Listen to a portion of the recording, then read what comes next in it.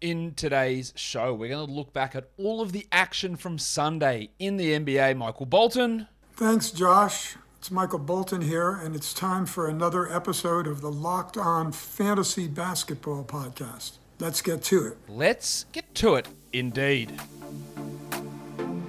You are Locked On Fantasy Basketball, your daily fantasy basketball podcast, part of the Locked On Podcast Network.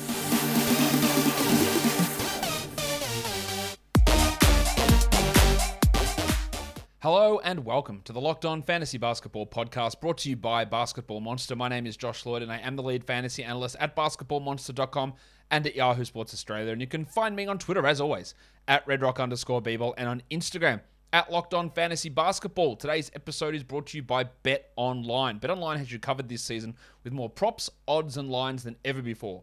BetOnline is where the game starts. Thank you for making Locked On Fantasy Basketball your first listen every day. We are free and we are available on all platforms. Well, here we are, ready to look at Sunday's action. We've got some news to cover off. Let's do that right now. Some news that maybe Draymond Green is back in the next 7 to 10 days. That's a positive.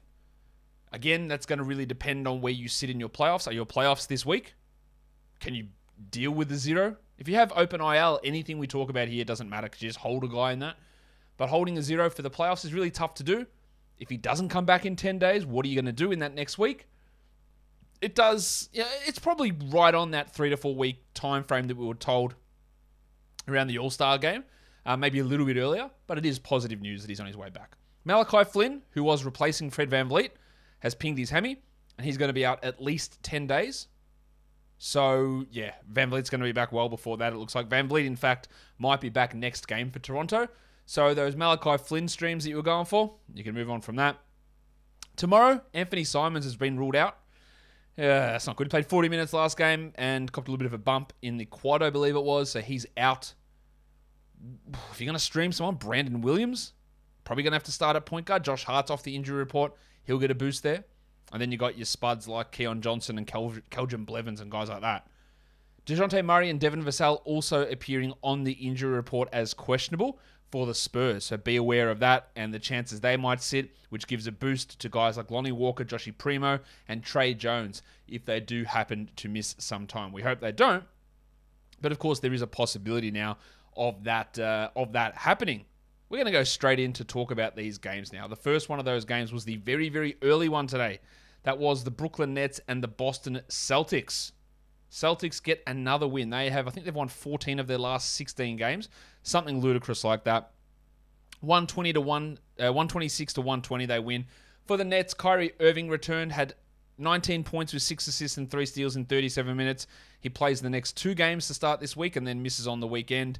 And of course, he plays 6 of their remaining games, and 2 of those are this coming week. So there's not a lot of Kyrie happening unless the rules get changed, which we don't know whether they will or when they will, which makes it frustrating, of course. The Shark, Bruce Brown. Baby Shark. There are going to be situations where he stinks, but he was good today. 16 and 6, 5 assists, a triple one. Steve Nash literally kept this guy out of the rotation for months. Don't know why. But here he is. He's playing well. And Durant had 37 with 8 assists, 2 blocks, and 4 triples. A big game from Kev, 58 fantasy points.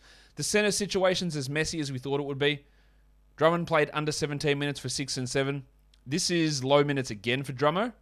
He's outside the top 180 over the last 2 weeks. He's playing 20 minutes a night. Bye. I don't think you need to hold him through that. LaMarcus Aldridge had 14 points in 23 minutes. That's a 14-team league player, I think, not a 12. Claxton had 5 points in 18 minutes. All he's doing is ruining the other 2. Patty Mills, obviously, surely, hopefully you've dropped him weeks ago, but he played 14 minutes for 3 points. Seth Curry, guys, he might become a drop. Just 29 minutes for Seth. 8 points with 2 threes. I wouldn't do it just yet. But if I'm in an 8-team league or a 10-team league, I wouldn't be just relying upon Seth Curry to be a guy that maintains value the whole way. Ben Simmons is going to be at least another week you would expect before he returns. He's definitely not playing against the Sixers this week. So he'll be a little bit more time before he is back. But when he does come back, I think Seth might be in a fair bit of trouble. For the Celtics, Tatum was amazing. 54 points in 41 minutes. He had 8 threes. 53% on 30 attempts and 82 from the line on 17 attempts. Just big numbers. 62 fantasy points as well. These are just huge performances. Still not the best performance of the day, though. The Rock DJ had 10 and 8. Rob Williams, that is, 2 steals and 5 blocks. He has been amazing this year after a little bit of a rocky period, I think in December sometime. Well, Jaylen Brown returned to action. JB, you've done it again. 21, 4, and 5 with 3 steals. But with the team healthy, what does it mean for Maximum Derek White? Maximum Derek. It means... Get that garbage out of here! Oh, that hurt. Oh, Jesus Christ. Look, you can't hold him. You just can't. He's played like 20 minutes in the last 4 games that they've been healthy. You can't hold a bloke like that. White had 6 points on 3 attempts with no assists, no steals, and no blocks. Now, if I was coaching them, I'd be playing him 26 minutes a night pretty easily. I don't need 13 Peyton Pritchard minutes. I'd give them to White, but that's not the pattern. Drop him, add him back if the minutes go back up. Stinker from Grant Williams, who played only 18 minutes.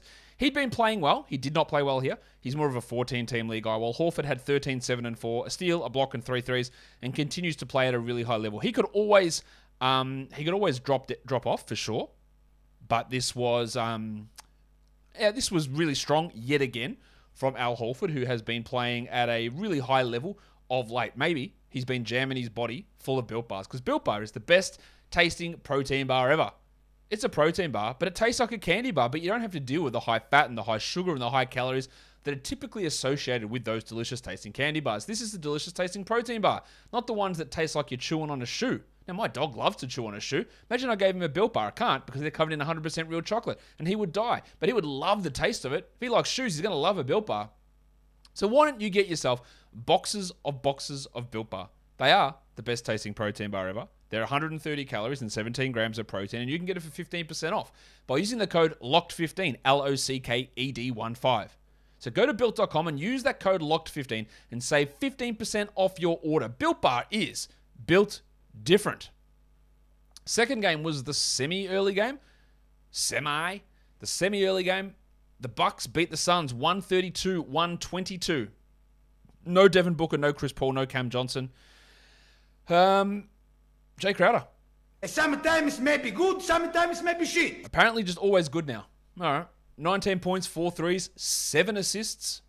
I mean, sure. He's a top 50 player over the last 2 weeks. He had 35 fantasy points and he's a must-roster player, as is Cameron Payne, who played 36 and had 23, 2, and 8. Now, of course, Booker and Johnson will impact this, but I don't care. Cameron Payne and Jay Crowder are 12-team league guys.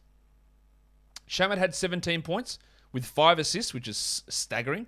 He had 3 threes. He played 34. He's not an ad. And Aaron Holiday had 8, 3, and 4 with 2 steals. Some people are still holding Aaron Holiday in 12s. You don't need to do that. Not the best game from Mikal Bridges, 14 points, but he did have 6 assists and played a lot. Well, Ayton, big game from DeAndre. 30 and 8 with a steal on 74% shooting, 44 fantasy points. He had a few disappointing games prior to that. Well, not prior to this. I think his last 2 have been good, but prior to that, he'd struggled a bit. But this was obviously massive. And Biyombo took some of the minutes away from JaVale McGee. Not that that matters for most leagues, but JaVale McGee's still rostered in far too many 12-team formats. Far too many. So he needs probably to be dropped in those ones. For the Bucks, Middleton had 44 with 8 rebounds and 5 assists, and Drew had 24, 2, and 9, 4 steals and a block. Big games from both of those blokes. Well, Giannis, 19, 13, and 6 is good. It's not his usual, but it's good. 3 blocks is good, and then 3 of 6 from the line is not fantastic. Well, big minutes again for Grayson Allen. 32 of them, in fact. That's 2 games in a row over 30 minutes. So we've got to watch that. Now, Wes Matthews was out, as was George Hill. But if Allen plays 30, he pushes up against the entry to a 12-team league. 10 points, 6 assists, 2 steals, 2 threes. Ibaka had a nice double-double of 14 and 10 in 22 minutes. I don't care about that at all. Brook Lopez will return at some point, and Ibaka's just not that guy. Well, it was a stinker from Punch Bob. He had 9 points on 25% shooting with 6 rebounds. Porter still hold him, but that is, not at his best. I think he'd be first to say that as well. The Indiana Pacers, some interesting stuff going on in this game. Just what else have we got? Here, I'm just checking some other news. Yep, all right. We'll get to that. Completely distracted. Apologize. The Pacers and the Wizards. That's what we're talking about. The Wizards, 133. The Pacers, 123. Halliburton played 37 minutes. He's just playing a ton. 15, 7, 11, 3 steals. That's good. Buddy Hield playing a shit ton as well. 40 minutes for Budrick. 19, 8, and 7. His ability to get assists in Indiana, like, why is that happening? Why is he just getting assists everywhere? He's been really impressive. 38 fantasy points, while Brogdon played 35, had 27, 4, and 4. Didn't hit any threes, but got to the line 13 times. If you have the ability to trade and you want to sell off Brogdon, do it. I don't think you're going to be able to be successful. The center situation was a real pain in the ass. Isaiah Jackson played 8 minutes. Why? He had 2 fouls in the first 2 minutes and then another 2 fouls early in the second half. And that's it. Foul trouble. 6 and 5 with 2 blocks. But you know what? 6 and 5 and 2 blocks in 8 minutes is bloody fantastic. He played 27 minutes last game. I would still hold him very comfortably over O'Shea Brissett, who had 8 and 2 in 27 minutes and is just not that good.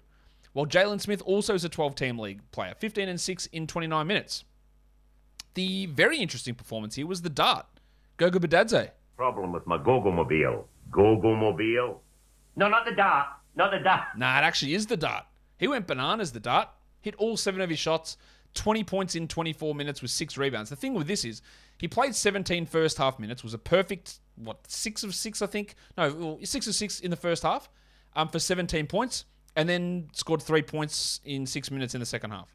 So got all those extra minutes, played well, and Rick Carlisle said, nah, I don't think so, mate. You're not playing anymore. So that while this is great, it's a big performance from Goga. I don't look at this and go, well, yeah, we're going back to add Goga.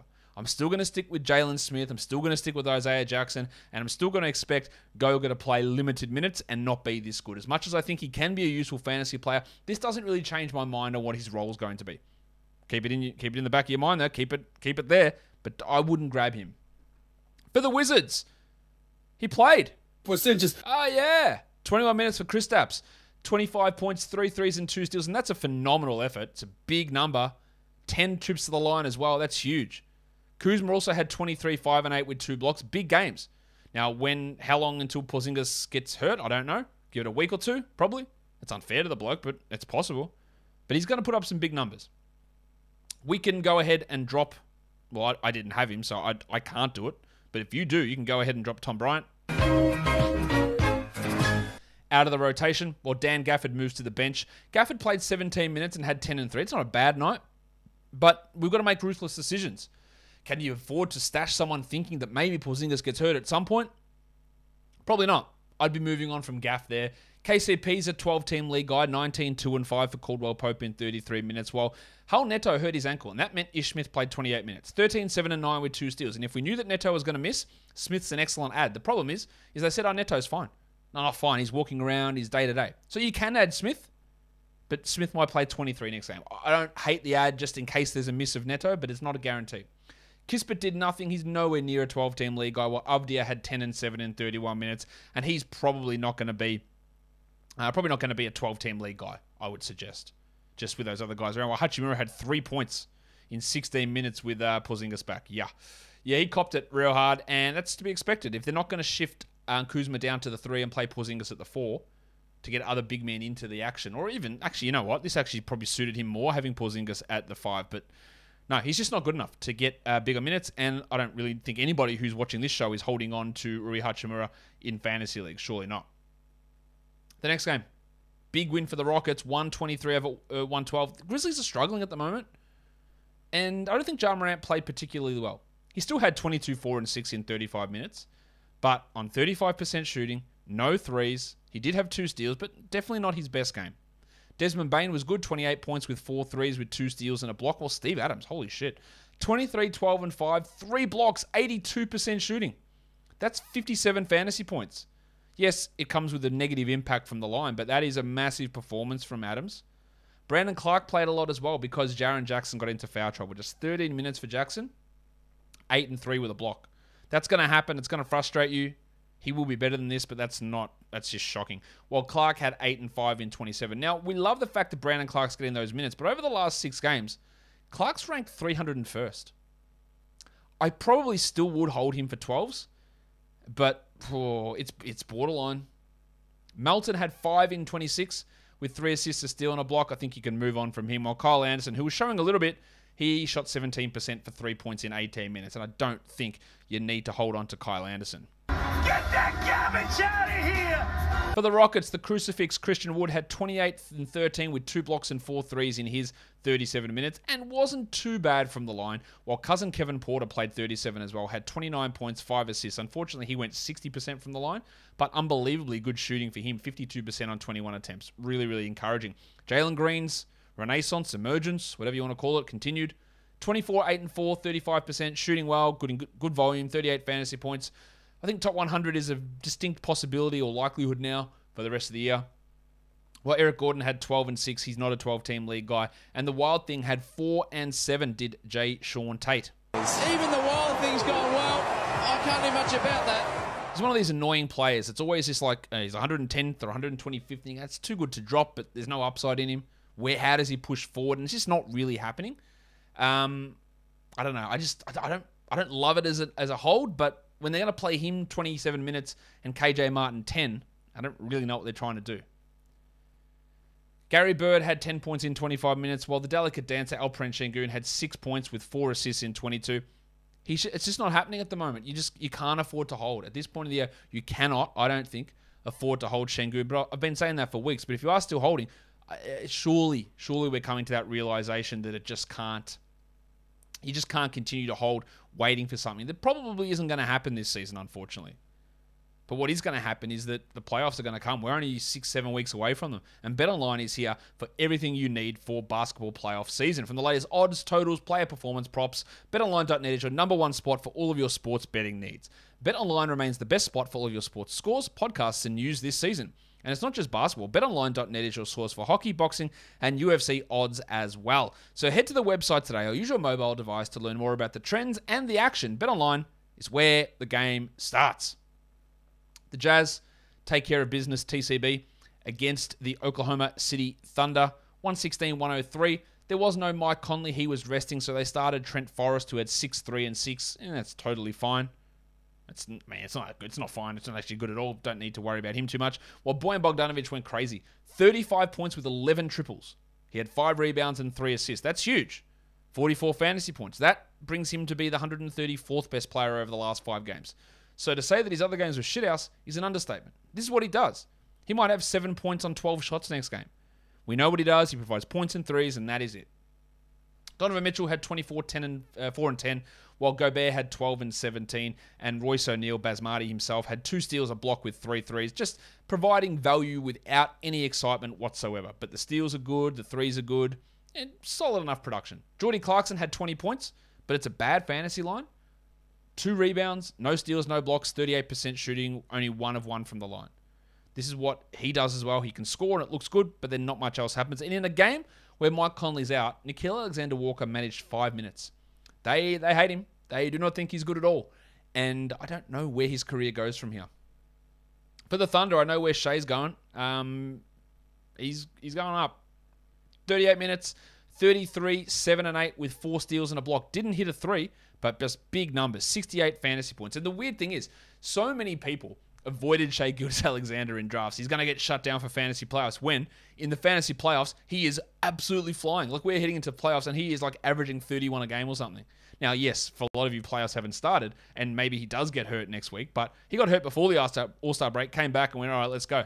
33 a night. I'm just going to fire up and kill you guys. And that's what he's doing. Over the last 2 weeks, he's the 4th ranked player. With Isaiah Roby, a late scratch to actually frustrate the shit out of us, they started Baisley at center and Aaron Wiggins back in the lineup and played 35 minutes. 11, 4 and 2 for Wiggo. He's only a deep league guy, but Pokusevski played 34 and had 12, 11 and 4 with a block. I think Poku's worth a 12-team hold. Baisley had 11 and 5, but how about my man Olivier Sarr? 20 minutes, 11 and 9 with 2 blocks. Just keep in mind Sarr's name if Roby and Favors and Williams and Muscala and all these guys remain out. There's something interesting there. Trey Mann was the opposite of interesting. In fact, he was bad. 6 points in 25 minutes on 15%. No threes. He did have 3 assists. I don't love his game for fantasy. I've said that a million times. I think he's fine to hold in 12s, but I think his upside's really, really limited. But just an absolute piecemeal Thunder squad that's led by Shai doing everything and no one else doing a huge amount really at all. Let's go on to the next game. The Raptors and the Cavs. 104 Cleveland, 96 Toronto. Good win for Cleveland. Came at a cost, which we're going to talk about really soon. But for Toronto, they were without, as I said earlier, Fred VanVleet, and they were without Malachi Flynn, his replacement. So they started Scotland Barnes at point guard and put Chris Boucher at the 4. So they didn't want to go with Armani Brooks. They didn't want to go with Delano Banton. Boucher played 36 minutes. 21 and 7, 3 steals, a block, and 3 threes. 62% shooting. That's a great game. But Fred will probably be back next game, and then Boucher will likely move to the bench and then have to fight out for the minutes with Birch and Achua and all those guys. Good game. I don't think there's much to look at long term, though. Barnesy had 19, 12, and 6 with 3 steals. Rough from the line, but good from the field, while the big tree played 26 minutes. Ken Birch, 5 and 8 with 2 steals. Gaz Trent hurt you again from the field. This is pretty much just what he does. Nice, Gary! 19 points on 19 shots with 1 assist, but the 2 steals continue to be there, so that's great. While Siakam played 41 minutes, and it looks great. 24, 4, and 4 at 111. Great counting stats, but to go 36% on 22 attempts is horrific, and 54 from the line on 13 attempts. That literally could have single-handedly lost you both percentage categories this weekend, which is a real disaster. Hopefully, he's able to improve. Banton played 9 minutes, Brooks played 5, and Thad played 14. Obviously, you can drop Thad, while Achua had 8 and 6, and you don't need to hold Precious Achua in 12-team leagues. Let's talk about the Cavs, because Jarrett Allen had to leave this game early with a thigh contusion. And then, post-game, Shams Charania comes out and goes, thigh, what are you talking about? Fractured finger, he's out. Like, what? Now, as of the time of me recording this, a couple of Cavs reporters have said, interesting, but the Cavs haven't officially said anything about Jarrett Allen. But he suffered this fractured finger. We don't know how long he's going to be out. I'm going to assume 2 weeks. And I think that probably means he's going to be a drop. But do not drop Jarrett Allen yet until we get a little bit more clarity on this. If he's out 3 weeks, you can't hold. Of course, if you have an open injured slot, or if you have an injured slot that's holding Zion Williamson or Damian Lillard or one of those guys, Kawhi Leonard, Jamal Murray, Michael Porter Jr., piss them straight off and you can put Allen in there. But if you don't have that flexibility and he's out 3 weeks, you can't hold through that. It takes you to the end of March and you just got zeros in the playoffs. You can't. So with Allen out, that really boosts Kevin Love back up as I'm just completely losing my voice. 30 minutes for Love, 15 and 9 with 3 threes. Now, Love had gone and played 26 some days, 17 some games. He's all over the place. And in fact, over the last 2 weeks, he's not even a top 150 player. But the opportunity's here now. He's going to play more. Markkanen's going to play more. Mobley's going to have to play more. He was great here, Evan Mobley, 20 and 17 with 3 blocks. Unfortunately, just 1 of 5 from the line. But Love is a 12-team standard now. Markkanen is too. You can look at Chetty Osman, who had 17 in 32 minutes. And all right, maybe. But remember, Karis LeVert could return next game. And that probably puts the kibosh on Osman. Dean Wade had also a chance to start. Imagine a Wade-Markkanen starting combination. That's pretty gross. He had 2 points. He's only a deep league guy. Well, Isaac Okoro, I think, scored 22 last game and scored 2 here. So yeah, 14% shooting for Okoro. We don't want him in 12 or 14 or 16 team leagues. He just isn't a good fantasy player at all. Isaac Okoro is ranked 239th this year in 29 minutes, which is obviously pretty poor. Garland was solid here. Didn't shoot particularly well, but 17, 3, and 10 with 2 steals. And a perfect 6 of 6 from the line is obviously relatively strong. Let's go on to the next game, an overtime game. I cannot believe the Pelicans lost this game. Denver wins at 138-130. Ingram was great, 38, 5, and 9 in 40 minutes. 85 from the line on 13 attempts was awesome, while McCollum had 24, 5, and 9, a pretty good game there. And Valanciunas, only 30 minutes for Big JV. Jonas Valanciunas. Because he fouled out. 19 and 14, so not available for overtime. And guess what happened in overtime? The opposing center, he's pretty good. He actually went crazy. We'll talk about him in a second. With Valanciunas in foul trouble, Billy Hernan-Gomez played 22 minutes. He had 8 and 8 with 2 blocks. Well, Jackson Hayes struggled. Didn't play at all in overtime. Still got 26 minutes. Had 6 and 6 with a steal and a block. I will hold Jackson Hayes, but this wasn't particularly good. Devontae Graham, pretty clearly a 12-team league drop. Get that garbage out of here! But he did have 12 points with 3 threes, and Herbalife Jones shot horribly, 7 points on 33%, but brought those steals that make him a category league guy, but that's why he's not a points league guy. I don't think there's much else to talk about there from a Pelicans point of view, but if we're going to talk about the Nuggets, we have to start and end with Big Chungus. Big Talk about ripping a team's asshole right through their throat. That's what he did to this Pelicans team. He had 43 minutes. He had 46, 12, and 11 with 3 steals and 4 blocks. He hit 3 threes. He shot 73 from the field and 92 from the line. Now, kids, I'm sorry. I know I just said some rude words anyway. I'm going to say even ruder ones now. He just basically said, give me the ball and get out of my fucking way. And he just tore him apart. And he might have said it nicer to that. He would have been something like, oh, just give it to me. I'll see what I can do. But no. He just said, give it to me. All you blokes just fuck off and let me do it. And he did it. It was honestly just amazing to see how he just dominated that fourth quarter and overtime where he just tore them apart and they couldn't do anything. That's what happens when Billy Hernangomez is out there trying to stop him. But holy shit. Like, Jokic went bananas here. JaMychal Green was all right. When we talked earlier today, though, in the waiver wire show, hey, man, everyone's adding Boogie Cousins. What's going on? That feels a bit crazy to me. Yeah, he's the backup. Like, is that worth it? Look, some of his usage is all right. I know his numbers have been good. Boogie Cousins had 1 point in 10 minutes. He went 0 of 4 from the field. He had 4 rebounds. Now, he had been playing really well. But the amount of people that jumped onto him, it stunned me. That's why I put that title on the show. Like, people are adding Boogie. And I was like, almost, okay, maybe you can stream him in. But no, you can't. See you later. Bye-bye, Boogie. There's no need to have him in 12s. Aaron Gordon had been bad, but he was good. 28 and 8 with a steal and 2 blocks here. While I reckon Will Barton, I reckon he's on the chopping block. Hurt his ankle, didn't return. 9 points in 24 minutes with 2 threes and 2 steals. He's outside the top 140 over the last 2 weeks. And again, you've got to be ruthless. What's his upside? Maybe top 70 at the moment? Absolute best case, but he's a long way off that. And if he misses time, I'd have no hesitation in cutting. Monty Morris, pretty good, 18, 3 and 8. That's actually really good. He'd been struggling a bit as well, but the minutes pushed back up. Overtime helped his overall production here, while Austin Rivers played 24 minutes and Facu back out of the rotation.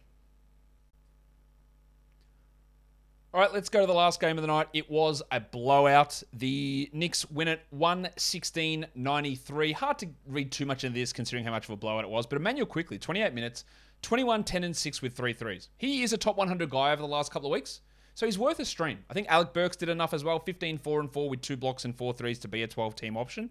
And Rowan Barrett, clearly the number 1 option on this team now offensively. 24 points, 9 rebounds, 4 assists. Now, he gets nothing defensively, which is always going to hold him back.